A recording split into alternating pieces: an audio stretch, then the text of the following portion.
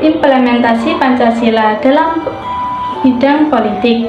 Implementasi Pancasila dalam pembuatan kebijakan negara dalam bidang politik dituangkan dalam pasal 26 ayat 1 yang berbunyi, yang menjadi warga negara ialah orang-orang bangsa Indonesia asli dan orang-orang bangsa lain yang disahkan dengan undang-undang sebagai warga negara.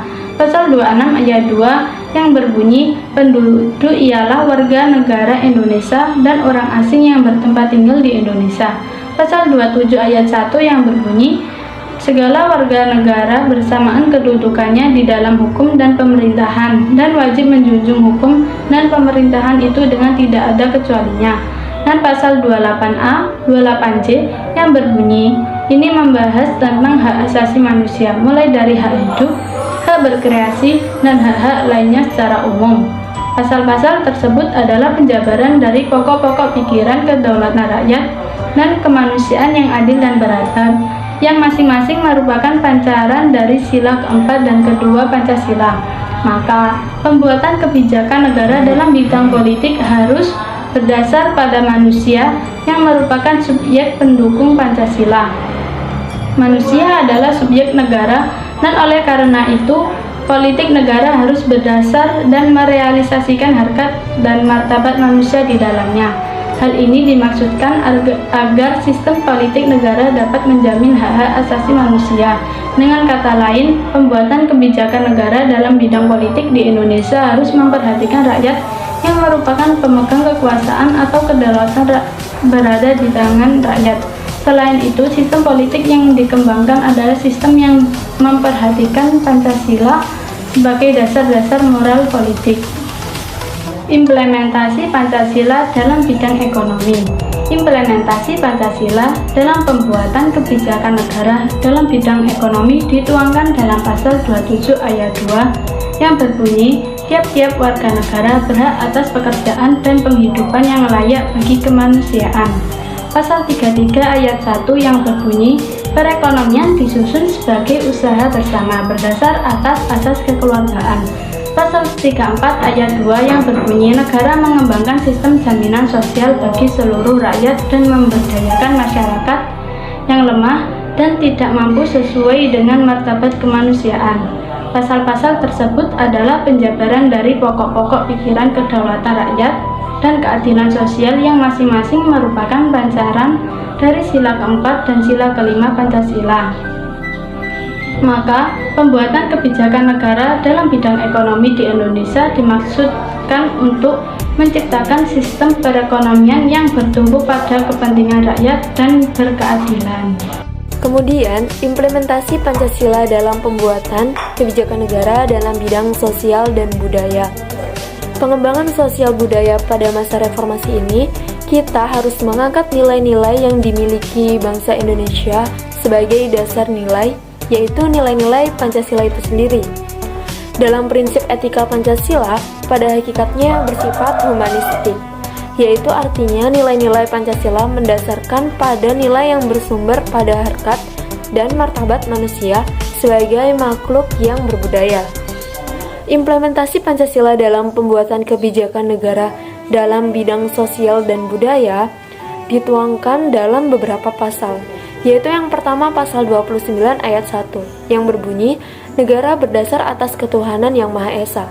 Kemudian pasal 31 ayat 1, setiap warga negara berhak mendapat pendidikan. Pasal 32 ayat 1, negara memajukan kebudayaan nasional Indonesia di tengah peradaban dunia dengan menjamin kebebasan masyarakat dalam memelihara dan mengembangkan nilai-nilai budayanya. Berdasarkan penjabaran pokok-pokok pikiran tersebut, maka implementasi Pancasila dalam pembuatan kebijakan negara dalam bidang sosial dan budaya mengandung pengertian bahwa nilai-nilai yang tumbuh dan berkembang dalam masyarakat Indonesia harus diwujudkan dalam proses pembangunan masyarakat dan kebudayaan di Indonesia. Dengan demikian, Pancasila sebagai sumber nilai dapat menjadi suatu arah bagi kebijakan negara dalam mengembangkan kehidupan sosial budaya Indonesia yang beradab, sesuai dengan sila kedua yaitu kemanusiaan yang adil dan beradab. Pasal-pasal tersebut adalah penjabaran dari pokok-pokok pikiran, yaitu ketuhanan yang Maha Esa, kemanusiaan yang adil dan beradab, dan persatuan Indonesia, yang masing-masing merupakan pancaran dari sila pertama, kedua, dan ketiga Pancasila. Ketiga pokok pikiran ini adalah landasan bagi pembangunan bidang kehidupan keagamaan, pendidikan, dan kebudayaan nasional. Selanjutnya, pengimplementasian Pancasila dalam pembuatan kebijakan negara dalam bidang pertahanan dan keamanan. Indonesia adalah negara yang mempunyai dasar negara Pancasila serta sangat menjunjung nilai-nilai Pancasila dalam segala kehidupan berbangsa dan bernegara. Salah satunya yaitu dalam bidang pertahanan dan keamanan. Pengimplementasian bidang pertahanan dan keamanan tercantum dalam Undang-Undang Dasar Republik Indonesia tahun 1945.